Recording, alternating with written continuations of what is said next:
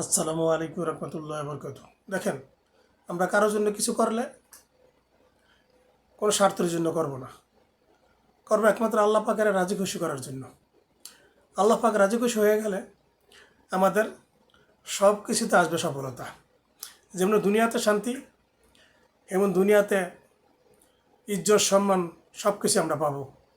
আর আল্লাহ পাক যদি আমাদের কাছ থেকে মুখ ফিরিয়ে নেয়, তাহলে দেখবেন আমরা দুনিয়াতে কোনো সফলতা পাবো না, আমরা কারো কাছে ইজ্জতও পাবো না।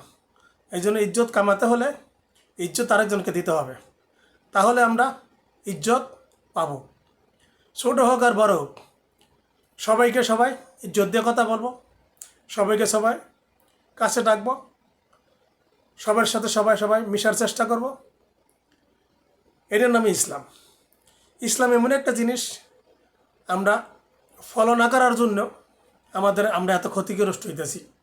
আমরা ইসলামের যেই দিক নির্দেশনা আছে, এটা না মানার কারণে আমাদের জীবনে এত সমস্যা। আমরা ইসলামের দিক নির্দেশনাগুলো মানার চেষ্টা করব, দেখবেন আমাদের জীবনে সব কাজে সফলতা আসবে।